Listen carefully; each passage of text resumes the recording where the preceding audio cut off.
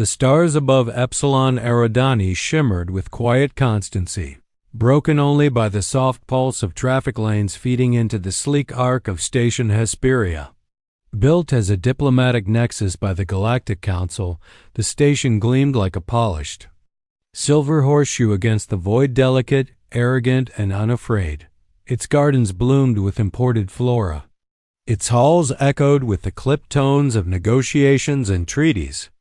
The last war had ended centuries ago, and none of those aboard remembered the names of the races that once begged for help and received only silence. So, when the station's proximity alarm screamed for the first time in 200 years, no one knew what to do. It arrived in silence. No lights, no IF beacon, no transponder pulse. One moment the stars were there, and the next they were gone. A shadow blotted them out, stretching across the viewport like a dying god's hand. 9,000 meters long, matte black, shaped like a weapon made from raw geometry. The ship's silhouette slid into position above, Hesperia like a guillotine poised above a diplomat's neck. The bridge of the station erupted. Unidentified vessel has exited FTL directly into our orbital grid. Confirm signature. Negative. There's nothing in the database. Nothing anywhere. It's not Council Tech. Not Pirate. Not even Syndicate. Commander Relin, a feather-crested Alari with 17 years of service and 6 medals, stepped forward, her voice barely holding. Magnify. The central display expanded and the image froze her blood. A single warship, unlike anything she had ever seen. No visible engines, no running lights. The hull, jagged and scarred, seemed to drink in surrounding starlight. Heat. Signatures flickered from within, not chaotic like a reactor, but slow, deliberate. It was as if the vessel itself breathed. Its underbelly housed a spinal cannon so massive it seemed to pierce the fabric of space around it. No known civilization could have built this. Not legally, not quietly, and then came the silence. No hails, no scans, not even a ping. Just presence, immense, absolute. It didn't move. It didn't fire. It simply existed. On the bridge of the unknown ship, a man stood with his hands clasped behind his back. His boots were planted on titanium decking reinforced to withstand bombardment. His face was carved by time and battle, every scar a story, every silence a weight. Eyes like frozen steel stared at the system before him, unmoved, unforgiving. Commander Beckett, human, survivor of Earth's final decade. The last product of a species betrayed by bureaucracy and buried under a century of lies. He didn't speak. Not yet. There was no need. They would come to him. Behind him, crew members sat at darkened stations, motionless, waiting. The Vanguard, Earth's final Titan-class warship, a vessel born not from ambition, but vengeance, hung above the Council station like a trial made manifest. It hadn't been built to explore. It hadn't been designed to negotiate. It had been forged to remind. On Hesperia, panic set in.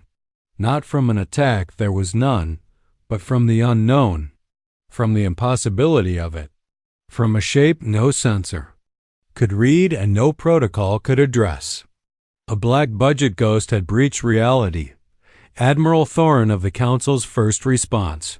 Wing sent a coded signal to his fleet. Stand by. Do not engage, because even he could see what no one dared admit. That ship didn't come from space. It came from the past, and it was watching. The silence was suffocating. Station Hesperia hovered beneath the warship like prey beneath a predator's shadow. Every sensor humming with ghost readings, every diplomatic protocol suspended in sheer uncertainty. The ship still hadn't moved. It hadn't even blinked. And that terrified them more than any weapon ever could. At first, the Council tried to contain the incident, quarantine the system's comms, jam outgoing feeds, deny access to the outer news spheres. But rumors move faster than light, and the name on every whisper wasn't a name at all. It was a silhouette, a shape that didn't belong in this galaxy anymore. They didn't know its name yet, but inside the belly of that impossibility, it remembered all of theirs. On the Vanguard, Commander Beckett finally moved. His boots echoed across the bridge deck as he approached the command table, an obsidian slab with a single flickering star chart suspended above it. No one spoke. They didn't have to. Every crew member had trained for this moment for years in silence, in exile, in fire. Lieutenant Graves stepped forward, his uniform black, unadorned, his eyes like someone who had forgotten what peace felt like. Status: target grid locked. No resistance. Council station shields raised to 30%. Their fleet is holding formation, but he hesitated. They don't believe we're real. Beckett's lips curled into a bitter smirk. They will. He turned to the communications officer. Open a direct channel. Wideband. No encryption. A pause. Then static bled into the air. The bridge held its breath. When Beckett spoke, his voice wasn't loud, but it was absolute. It carried through systems, through political veils, through generations of buried shame. This is Commander Beckett of the Warship Vanguard, final commander of Earth's Titan Command. You are harboring illegal weapons in a neutral sector. This violates Article 7 of the Sol Legacy Accord. You have 60 seconds to comply or be erased. No flair, no elaboration. Just consequence. On Hesperia's command bridge, alarm screamed louder. He spoke. Someone shouted, "He's human," another said. Stunned. Commander Relin stared at the screen. Color drained from her face. Get me Council High Command. Now. Across the stars, deep within the shimmering towers of Bora Prime, the Galactic Council's ruling chamber burst into chaos.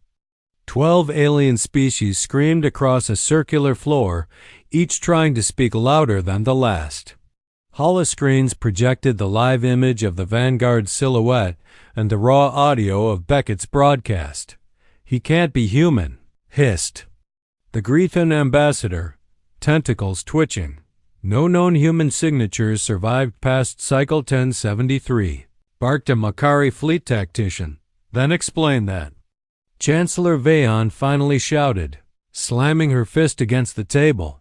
The chamber fell silent. On the central display, the Vanguard hovered still, crimson energy beginning to pulse along the length of its spinal cannon. Admiral Vozen stepped forward into the feed, his green-scaled face pale. "We have 60 seconds before that thing fires. And if it does, we don't have shields strong enough to absorb it." "Not even close." Chancellor Vayon's voice broke. "We did not know." "Too late for not knowing," Vozen whispered. "He's not a diplomat. He's a weapon." Back on the Vanguard, Graves watched the countdown tick. 30 seconds, he said. Still no response. 20. Still no movement. Beckett stared out the viewport, eyes unreadable. The last time he had given a countdown like this, it had been on Europa before a failed evac. The Council didn't answer then either. By the time he boarded the last shuttle, half the outpost was ash, and his brother was just a heat stain on Bunker Wall 6. That memory lived behind his eyes, always burning. And now he was here, carrying Earth's ghosts on his back. 10 seconds, Graves said. A ping. The comms crackled. A single line appeared on the display. "We did not know." "Please don't fire." Beckett stared at it. "We did not know." That was the phrase cowards wrote on gravestones they never visited. He turned to Graves. "Bring the main cannon to 90%. Hold charge. Target the station's core reactor." Graves didn't blink. "Yes, Commander." As the charge built, the ship's hull began to hum, a low vibration like a growl in the bones. The lights on the bridge flickered red. Outside, stars dimmed. eaten by the hungry light of the Titan-class spinal weapon awakening after a century of silence. Suddenly, another voice burst through the channel. Not official, not rehearsed, not council. It was human. Commander Beckett, please wait. My name is Ren Talvik. I work on the station's outer grid. I'm not with the council. I just fix power relays, but I know who you are. I know what they did to Earth. The voice trembled but didn't break. Please, don't fire. Not all of us knew. Not all of us agreed. Some of us, we remember, even if we were told not to. Beckett froze. The bridge went silent again. That voice. It wasn't polished. It wasn't powerful. But it was real. It sounded like what Earth used to be. Graves leaned in. Sir? Beckett didn't respond immediately. Then, quietly, pull the cannon back to standby. Redirect charge to point defense grid. The Vanguard's hum faded. The crimson glow along the spine cooled to a dull ember. Graves blinked. Why? Beckett didn't answer the question. Instead, he spoke into the comms. You, Ren Talvik, you get one chance. One? He turned from the viewport, his voice hard again. Patch me into your surveillance feeds. Every corridor, every command deck, every whisper. Lied to me once, and this system becomes an obituary. There was silence on the other end. Then Ren's voice came back. Understood, sir. On the bridge of the Vanguard, Beckett finally exhaled. The ghost stirred. He wasn't here for war. Not yet. He was here to see if the rot still spoke in council voices, or if buried somewhere in their ruins, something human still remained. The surveillance feeds came online like the opening of 1,000 eyes. Inside the dimly lit auxiliary control chamber of Station Hesperia, Ren Talvik stared at the screens as they populated one by one with every corridor, bridge, chamber, and tactical deck the station had to offer. Each feed streamed raw, unfiltered, no council encryption, no censor protocols. Just the naked truth blinking at him from every angle. He could feel the weight of the Vanguard watching him through the signal like a cold breath down the back of his neck. Iden, his friend and off-shift engineer, sat beside him, sweating. Realize this is treason, right? Even unlocking these feeds without clearance, this is tribunal-level punishment. Ren didn't look away from the screens. Tribunals require survivors. The command deck feed showed officers scrambling. Words barked, faces pale. No one knew what to do. The Vanguard hadn't fired, but it hadn't left either. It hovered like a monument of judgment, its presence more deafening than a barrage. Ren keyed in another sequence. Accessing the restricted layers, the layers only the Council's senior leadership should have seen. Come on, he muttered. Show me something. And then, on feed 27, he found it. Council Officer Merrick, cloaked in shadows near a private comms terminal, whispering into a secure channel. His voice was low, but the feed's directional mics picked it up just enough. I don't care what Chancellor Vayon says. We can't wait for the Second Fleet. We'll be dead by the time they even triangulate. If we can isolate the intruder, this Talvik, maybe we can offer him as a concession. Show Beckett there's no unified command here. Ren felt his stomach twist into a fist of ice. Iden stared at him. He's going to hand you over. Ren didn't reply. His jaw clenched. His hands trembled, not from fear, but fury. It was happening all over again. The Council didn't protect people. It traded them. Sacrifices for silence. Denial as diplomacy. I need to patch this to the Vanguard, Ren said. Iden blinked.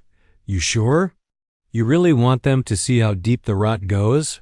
That's exactly why they're here. He routed the feed through the command uplink. On the Vanguard, the image of Merrick appeared on the central screen. Mid-whisper, his betrayal now visible to the very man he hoped to placate. Graves folded his arms. Selling out the one man trying to stop the bloodshed. That's about right. Beckett stood still, his expression unreadable. Then, coldly, mark him. Full biometric lock. No kill order, yet. Graves raised an eyebrow. Yet? He's afraid, Beckett said. That's a resource. The comms pinged again. Wren's voice came through, this time colder, sharper. Target tagged. Upload confirmed. You'll find more like him. They've been hiding behind protocol for too long, Beckett replied. Keep watching. You're not just eyes now. You're the pressure point. Back on the station, the ripple effect was spreading. Wren's voice, now a known variable in the chaos, was being tracked, whispered about. Half the crew called him a traitor. The other half saw him as the only person standing between them and vaporization. The illusion of unity fractured like glass under slow pressure. Then the explosion hit. Merrick's personal terminal detonated, sending fire and shrapnel across his office. His right arm was mangled. His scream echoed through the halls. It hadn't killed him. That was deliberate. On the Vanguard, Graves nodded. Message sent. Now the council was afraid of each other. Beckett turned to the war table as dozens of new feeds displayed riots beginning in distant council-aligned systems. Protesters, rebels, even military personnel watching Beckett's original broadcast and refusing orders. It's happening, Graves said. The fracture. No. Beckett corrected. That was the surface cracking. The real break's about to hit. He highlighted 3 nodes on the map. Chancellor Vion's diplomatic vessel, Hesperia's fusion core, and Ren Talvek's access point. 3 anchors, Beckett said. 1 political, 1 strategic, 1 moral. We squeeze each until something shatters. Back on the station, Chancellor Vion finally responded. A direct visual. Transmission-wide-band. Her image appeared on screens across the system. Her hair immaculate, her face carved from years of diplomacy. Her voice polished like a scalpel. To the commander of the unidentified vessel, Earth, humanity, we did not know of your survival. We extend our condolences and request to open formal channels to resolve this without violence. Beckett stepped forward into the feed. The crew stilled. The lighting flickered across his face like war ghosts dancing in the dark. You extend condolences for graves you helped dig. The council feed paused. Vayon faltered, only slightly, but enough. You abandoned our planet, watched it burn. Watched the skies rain glass and ash. Now you want peace because the gun is pointed back? Beckett leaned in. You don't negotiate with ghosts. You answer to them. He ended the feed without waiting for a reply. A new message came in from Ren. Multiple loyalists are gathering near Command Hub. 2. It's a fallback node for off-world strikes. They're preparing something. I don't know what. Beckett gave a simple order. Lock their pressure doors. Shut down atmosphere regulation. Graves blinked. You want them to suffocate? No, Beckett said. I want them to understand what Earth felt like. 1 minute of fire. Then air returns. Let's see who still believes in council orders. After that, the order executed. On the station, the group panicked, banging on sealed doors, gasping as oxygen thinned, yelling into comms that no longer worked. 50-8 seconds later, life support returned. Silence reigned. And then, one by one, they began removing their insignias. Ren watched the feeds. Gods, he whispered. They're surrendering. No, Beckett said through the comm. They're remembering. The Vanguard's cannons remained cold. But now its silence screamed louder than any threat. Across the stars, Rebel leaders and dissident colonies intercepted the data spike and saw what was happening. Humanity hadn't returned with speeches. It had returned with memory. And memory, terrible, weaponized memory, was breaking the galaxy apart, one betrayal at a time. The storm wasn't coming. It was already here. The Galactic Council didn't realize it yet. Not fully, but something fundamental had shifted. Not in the way wars do, with bullets and bombs, but in the silence after a voice tells the truth. No. One was supposed to hear. And the voice hadn't come from a chancellor or admiral. It had come from a nobody, a tech analyst, a station maintenance worker. Rental VEC. And now his name was everywhere. In backroom strategy halls on Valmara Prime. They whispered it with caution. On rebel broadcasts from the scorched moons of Oven 6, they painted it onto walls in red. On encrypted council warboards, it was flagged next to a threat designation code. Human-linked influence vector. RT-1. Ren had never meant to become a variable in someone else's war, but inside Station Hesperia's auxiliary control room, surrounded by glowing screens and terrified engineers, he realized there was no walking backward through history, only forward through fire. Ren, Iden said beside him, pale with disbelief, you're on every deck report. They're calling you an instigator, a sympathizer, a terrorist. Ren stared at the screen where a looping replay showed Beckett's face lit by crimson glow. I didn't start the fire, he muttered. I just stopped pretending it wasn't there.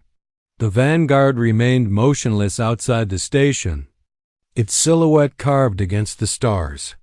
But inside, it was more alive than any fleet ever fielded. Commander Beckett had triggered something deeper than rebellion. He had rewritten the very premise of obedience. He wasn't forcing war. He was forcing clarity. And now, Beckett had tasked Ren with a new directive. Track every council loyalist preparing a counterstrike. Not just identify them. Watch them. Listen. Record. Judge. It was no longer surveillance. It was a tribunal. Feed 109 showed a weapons officer disabling lockdown on the reserve missile base. Feed 118 showed 3 security agents rerouting power to a hidden corridor vault, whispering about escape plans and fallback offensives. And then came the worst one. Feed 121. A meeting. Dark room. 8 senior staff. Council code sealed. Iden had cracked it barely. The voices were flat, controlled, cold. Beckett is not going to fire. If he wanted to, we'd already be dead. That may be. But he's igniting insurrection across multiple systems. That makes him a Class 0 threat. We have authorization for termination. How? We use Talvik. Feed him misinformation. Lead Beckett into a blind corridor. Trap and detonate. Cut off the head. Ren stared at the screen. They didn't see him as a voice. They saw him as bait. On the Vanguard, Graves stared at the same feed. They're going to kill him. Beckett didn't blink. Then we kill them first. No warning, no mercy. Graves hesitated. And Talvik? Beckett's jaw tightened. He wanted a voice. Now he gets to see the echo. Moments later, a precision strike package launched from the Vanguard. It was not a missile. It was smaller, sharper, a tungsten spike. Encased in plasma sheath, invisible to standard detection. It pierced the station's outer hull above. Meeting room 121 with surgical precision. The explosion didn't incinerate the room. It deleted it. 8 bodies gone. No screams. No alarms. Just a sudden loss of life. Signs in a room full of ghosts. The rest of the station went silent. Beckett opened the comm. To all council staff aboard Station Hesperia, this is your reckoning. We do not erase to conquer. We erase to remember. Betrayal is a language I speak fluently. Choose your next words with care. Back in the control room, Ren stood breathless. Iden whispered, "You gave them the target. You killed them." "No," Ren said quietly. "They killed themselves when they sold out the truth." But he wasn't sure if he believed that. He opened a private line to Beckett. The screen flickered. "Why them?" Beckett stared at him through the screen. "Because you were going to die, I chose you instead." Ren didn't respond. Beckett leaned forward. "If you're going to be the voice of Earth's memory, you better be ready for the silence that follows." The cum cut. Outside the station, the Vanguard shifted slightly. Its engines hummed. Gravity wells distorted around its core. Not moving, just breathing. Every Council fleet ship in the area immediately pulled back 5,000 meters, shields raised, weapons cold. None of them dared blink. Because for the first time in their perfect, polished, peaceborn careers, they were in orbit with a ghost. That had come back with teeth. Then came the transmission. Not from Beckett. From a rogue freighter at the edge of the system. It was open, public, raw. "This is Captain Ale of the cargo hauler Morrow's Dusk. My family died on Earth. I was 3. I've waited a long time to hear a voice like that again. Beckett, if you're listening, we stand with you." Then another.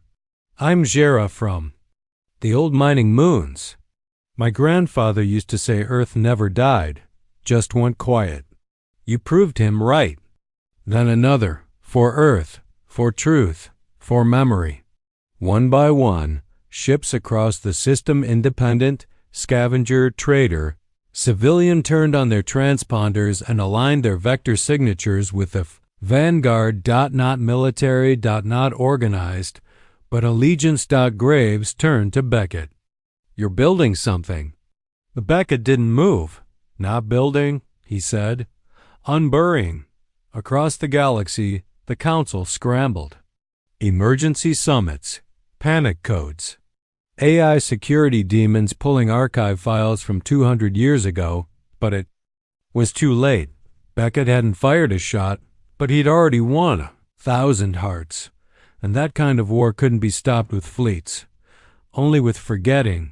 But forgetting had already failed. They called it the Day of the Silence. It began without warning, just as everything had since the Vanguard arrived. No weapon discharge, no orbital bombardment, just stillness across entire sectors. Starports shut down, communication relays jammed, trade halts, lights dimmed. On every Council-controlled world within 3 jumps of Epsilon Eridani, emergency protocols failed to trigger. AI command networks rerouted through null sectors. And every holographic terminal, every civilian broadcast hub, every orbital satellite began to display the same thing: Beckett's face. A ghost staring back at a galaxy that had tried to forget him. It wasn't live. It was recorded, but it might as well have been prophecy.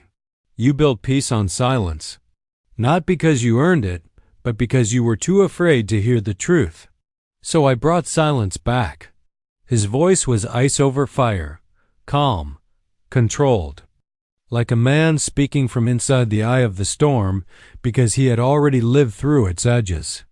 You didn't just erase Earth. You buried the memory of it under legislation, protocol, and lies. You buried its people, its voice, its history. Now the memory buries you. Then the message cut. No explanation, no demands. Just that. And across 1,000 worlds, something cracked. It began on Valmara Prime, a core world jewel known for its bureaucracy and surveillance harmony. A mid-level data clerk named Solankor stood up during a routine productivity tribunal and screamed that Earth had been abandoned for profit. No one stopped her. By the end of the day, the tribunal hall was in flames, and 10,000 workers had joined a hunger strike. On Belmora, a young pilot hijacked a courier ship and crashed it into the planet's central broadcast tower, projecting Beckett's message for 19 minutes straight. It went viral. Beckett's face stared down from the clouds like a wrathful star god, and aboard Station Hesperia, Ren Talvik sat in the auxiliary command chamber, his hands trembling as new feeds streamed in from across council space. Riots, protests, internal sabotage, tactical fleet withdrawals, arrest orders being overruled by civilian shields. The Vanguard hadn't moved, but the Galaxy had. Iden leaned forward, jaw slack. He's not leading a rebellion. He's unraveling the fabric. Ren said nothing. His thoughts were a whirlwind. He had helped Beckett. He had opened the feeds. He had spoken out loud. But now he was watching an empire collapse because... A ghost whispered. Then came the sound he had grown to dread. The comping. It was Beckett. Talvik. The council is flailing. They'll try to centralize power. Their only hope now is consolidation, which means they'll strike. Ren blinked. Strike who? Anyone not silent. A pause. You will not be silent. Then the feed cut. On the Vanguard, Graves approached the war table where the galaxy map now flickered with red and gold. Red for rebellion, gold for allegiance, green was gone. The Council had no loyal systems left, not truly. They were either preparing to defect or pretending harder than ever. Admiral Vosen has requested a parley. Graves said. Beckett didn't look up. Why? He says he no longer speaks for the Council. He wants to talk for survival. Beckett raised an eyebrow. And you believe him? Graves exhaled. I believe he's desperate. Good. Beckett tapped the console. Desperation is a better teacher than loyalty ever was. The comms opened again, this time unencrypted. A direct line to the remnants of the Council fleet still hovering like nervous prey near Hesperia. Admiral Vosen's image flickered onto the screen. His green-scaled face was pale, eyes sunken with sleepless guilt. Commander Beckett, he began slowly, I acknowledge your power. I've seen what you've done. But I ask, what is your endgame? Beckett didn't answer. Vosen continued. The Council is collapsing. Systems are rebelling. The galaxy listens to you now, so? What comes after the silence? That was the question, wasn't it? What happens when the ghosts finish screaming? Beckett finally replied, his voice low. Memory. Vosen blinked. Memory? The truth you erased, the worlds you gaslit, the species you silenced. I don't want thrones. I don't want titles. I want the story corrected in blood and steel. Vosen looked down. There will be war. Beckett nodded. Then let the fires remember. The feed cut. Inside the station, chaos was sharpening into fear. Council loyalists were still embedded. Across the upper decks, Ren had tracked 14 with access to critical systems. 3 of them were triangulating external sensor grids, likely trying to re-establish long-range comms. He flagged the signal. Commander, he called over the uplink. They're trying to break through your jamming field. Beckett's reply was immediate. Then give them something to transmit.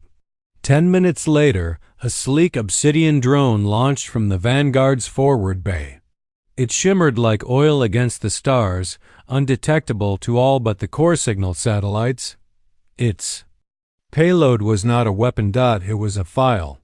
The drone streaked across the void, collided with the flagship of the Council's second fleet, the Celestin Harmony, and embedded itself into the comms relay.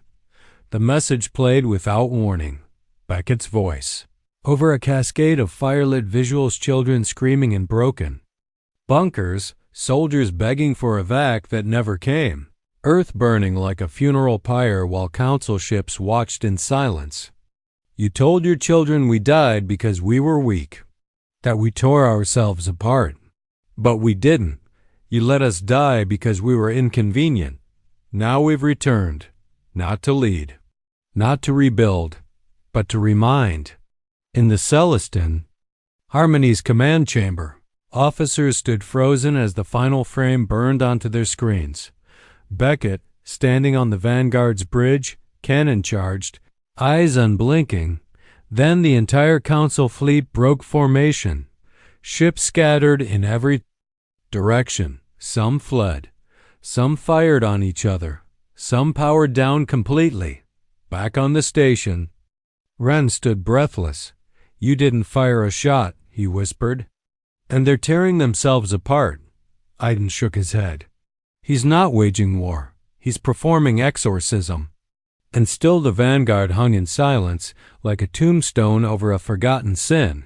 Inside, Beckett stood once more at the command table. The galaxy map now flickered in new colors. Some systems no longer glowed red or gold. They pulsed in silver, a new color, something. Undefined. UNALIGNED. Beckett stared. "The third path," he muttered. Graves looked over. "What?" "Neither. Council nor rebellion. A middle ground, unclaimed." He turned slowly, eyes narrowing. "Let's claim it." They called the silver worlds the silent orbiters. Planets that hadn't rebelled, but hadn't obeyed either. They didn't declare allegiance. They didn't fly Council banners or Beckett's.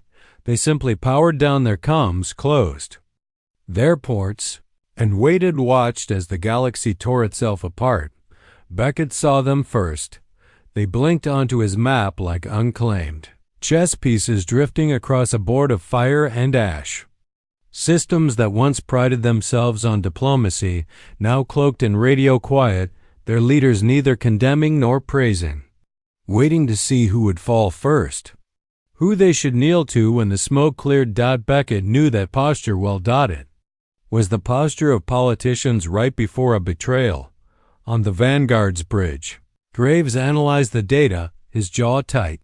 17 systems have gone silver in the last 48 hours.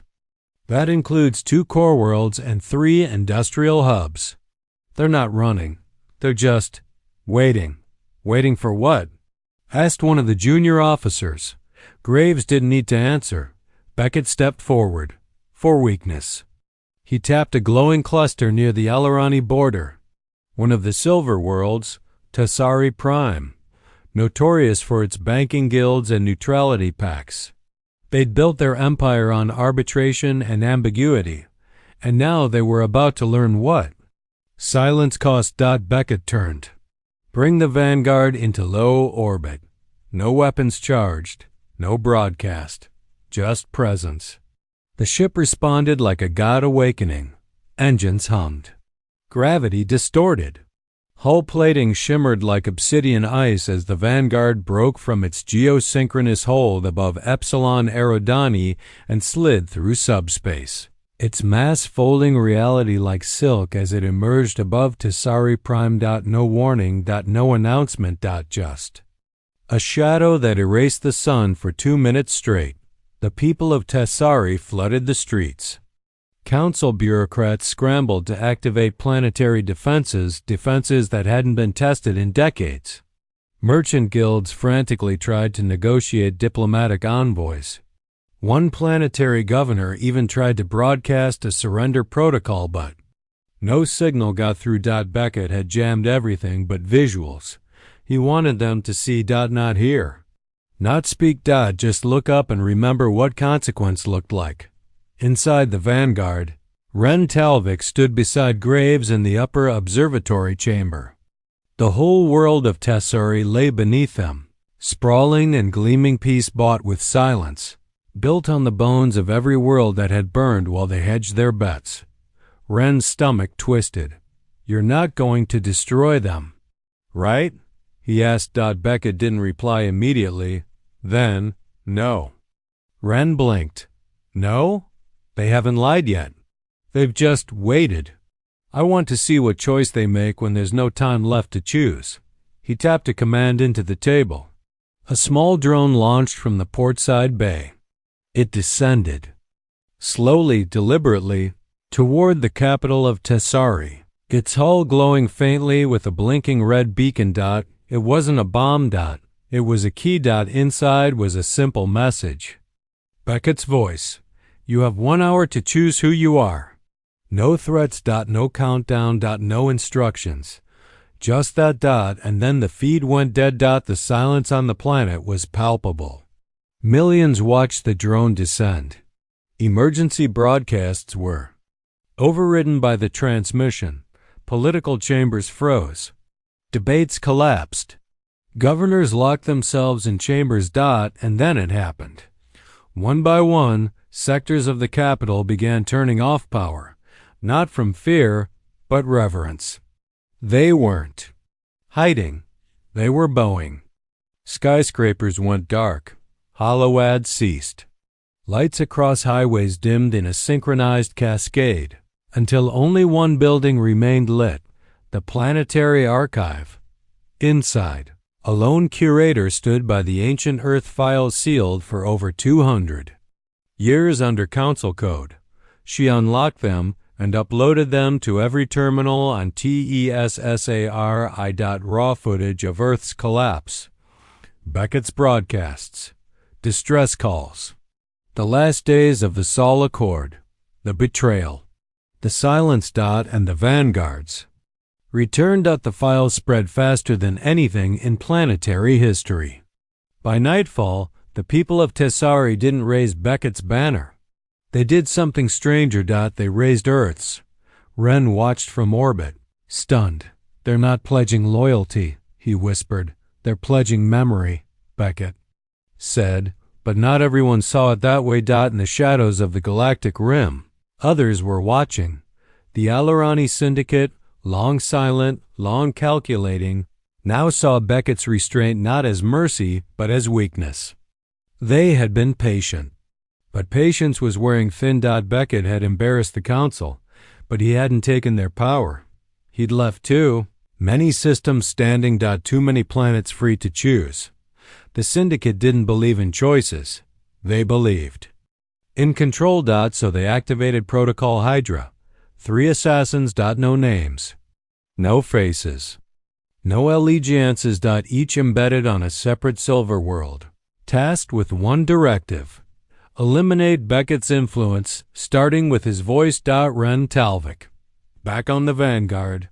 Beckett felt it before the report arrived. A tension. A shadow in the data feeds. Surveillance blind spots too perfect. Transit logs too clean. Then Graves stepped into the command chamber, face grim. We have movement. Beckett looked up. Where? Tessari. One of their archivists just vanished. No record, no trace. Clean exit protocols Alarani style. Beckett's eyes narrowed. Get Talvik off station, now. But it was already too late. Inside the Vanguard's lower decks, where few ever walked, Ren stood alone watching the stars through a narrow viewport. Behind him, a shape moved, silent, precise. A knife gleamed. But before it could fall, before the assassin could reach him, metal groaned and the hallway erupted in sirens. Auto turrets dropped from the ceiling. The shape froze. A voice boomed overhead. Not Beckett's. The Vanguard's. Threat detected. Voice node compromised. Executing protection protocol. Gunfire screamed. Sparks flew. The assassin fell in 3 precise shots. Ren dropped to the ground, heart pounding, ears ringing. As the hallway sealed behind him, from the ceiling lights glowed red, and a message scrolled across the bulkhead in cold, metallic font. You are marked. You are memory. You will not die. Ren stared at the text, shaking. The Vanguard wasn't just protecting him. It had chosen him. Graves arrived minutes later, scanning the ruined hallway. Beckett came after, calm, unreadable. Ren stood, wiping blood from his sleeve. I didn't sign up to be a symbol, he growled. Beckett met his eyes. Neither did Earth. He turned, walking away. Now you understand. And in that moment, Ren did. The war wasn't just being fought in space or in broadcast waves. It was being fought in memory. And memory had teeth. The sky above Epsilon Eridani was silent again. But it was the kind of silence that follows a scream, not peace. The Vanguard hung in orbit like a myth turned solid, its hull glistening with faint battle scars, its spine cannon dormant for now. Below, Station Hesperia struggled to breathe. Power flickered. Supply lines cracked. The Council system's command chains, bureaucratic rot, layers of legislative glue had all fractured. Not in some dramatic explosion of rebellion, but in the quiet resignation of a body realizing its brain had died hours ago. They didn't fear Beckett's weapons anymore. They feared his story. And now, even that story had started turning on itself. Inside.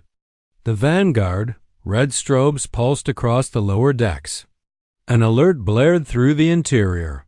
Protocol Hydra neutralized Alarani infiltration thwarted, but the crew didn't celebrate. No one cheered, because Beckett hadn't said a word since Ren. Sat in the command observation chamber, shaking off the dust of near assassination. His heart still hadn't slowed, and the message burned behind his eyes. You are marked. You are memory. You will not die. The ship had spoken to him, not Beckett, not Graves. The ship itself. Beckett hadn't come to see him. Not yet, but he would. And when he did, Ren knew this would all end, either in history or in fire. Graves was the one who broke the silence. He met Ren at the central junction, leading him through the corridors without speaking. But Ren could feel it. Something was wrong. The hulls of the Vanguard felt tighter, angrier. The lights were too dim, the ventilation too sharp. It was as if the warship itself was holding its breath. They reached the war room. Beckett stood at the center, surrounded by holoscreens flashing sector updates. His hands were behind his back, but Ren could see the tremor in his fingers. He was exhausted, fractured, haunted. Sit. Beckett said. Ren didn't. Beckett didn't insist. Instead, he turned and projected the latest map overlay. It was worse than before. Whole systems had declared independence not out of hope but from chaos. The Syndicate was rallying its fleets, spreading misinformation that Beckett's command structure was collapsing. Black market rumors claimed the Vanguard's AI was unstable. Some claimed Beckett was dead already and the ship was piloting itself. Others believed it. Why haven't you stopped them? Ren asked. Beckett didn't answer right away. Then, because stopping them proves them right. Ren frowned. Beckett turned, finally facing him. This ship isn't invincible, Talvik. Not anymore. It was never meant to last. It was a message in the shape of a war machine. But messages fade, and eventually they're twisted. So say something new. Beckett stared at him. I did. I gave them the truth. Now they want to lie again. Graves stepped forward. Sir, the Alarani Syndicate just launched their fleet. 17 capital ships, 4 dreadnoughts, and a prototype flagship. They're headed straight for Epsilon Eridani. Ren stiffened. Then we fight, but Beckett shook his head. No, no. Ren snapped. They're coming to kill us. Beckett's eyes darkened. They're coming to bury the last voice Earth ever had. And they're going to do it with theater, with fire, with misdirection. They don't want to win a war. They want to erase its cause. He turned to the main terminal. And typed something no one expected. Protocol Requiem Arm Main Cannon Override. Authorization, Commander Beckett. Target, Vanguard. Lunged forward. What are you doing? Beckett didn't flinch. They're not afraid of me anymore, so I become something they can't fight. You're going to destroy the Vanguard? I'm going to make it a monument. Ren's voice shook. There are still people out there fighting because of you. And if I stay, Beckett said, they become me. Ren faltered. You think you're the problem? I know I am. The AI systems locked into place. The Vanguard began its own countdown. The cannon didn't charge toward an enemy, it curled inward, like a snake ready to swallow its own tail. A self-destruct sequence disguised as a cosmic message. Graves looked at his commander. Sir ... I would have followed you anywhere. Beckett. Didn't turn. You did. That's why I have to do this. Wren's voice cracked. There's another way, there has to be. Beckett turned to him. There always is, Wren, but sometimes it's not the one that lets you live. He reached into his coat and pulled a small data spike. This, he said, is Earth's truth. The real history, unedited, everything. From the moment the Sol Accord was broken to the day I launched this ship, take it, go. Wren's hand shook as he took it. You can't stop now. I'm not stopping, Beckett said. I'm ending the lie. The alarm screamed. Final. Sequence. The ship shuddered. Wren stared at him, at the man who had once been a myth, then a weapon, now a martyr. Beckett smiled faintly. Let them remember Earth, but never become it. Then he hit the final key. Wren and Graves sprinted down the corridor. Final escape pod, previously sealed, launched with a roar, and behind them, the Vanguard glowed with growing light. Not red. Not warlike, but silver. Memory forged into energy. Then, in one silent, blinding flash, it vanished. Not exploded. Erased. Gone without debris, without fire. Just a blink, and the myth was over. 3 days later, Wren stood on the shattered promenade of Hesperia Station, his hand tightly gripping the data spike Beckett had given him. The galaxy was stunned. The Vanguard was gone, but it hadn't been defeated. It had made its final point. No one could erase it again. Wren approached the central broadcast relay. Council's flags had been torn down. New ones hadn't gone up yet. He activated the terminal. Blue light filled the square, and his voice echoed across every system. This is Wren Talvik. I served aboard the Vanguard. I knew Commander Beckett. He didn't fight to conquer. He fought to remember. And he died not to win, but to stop us from repeating the same silence that killed Earth. What comes next ... is up to us. He inserted the spike. Earth's story began playing unfiltered raw real in the following weeks. Alliances formed not around power, but around shared truth. The Sol Accord was reforged not as a treaty of control, but as a promise of memory. Wren was elected arbiter. Graves served as marshal. Together, they led not with fear, but with remembrance. The Alarani? They vanished. The syndicate fractured under the weight of truth, and the silver worlds? They turned gold. Not for conquest, but for Beckett. They called him the last sentinel of Earth. Not a king, not a tyrant, but a man who refused to let the galaxy forget, and deep in the dark space beyond mapped systems, a dormant fragment pulsed, sovereign.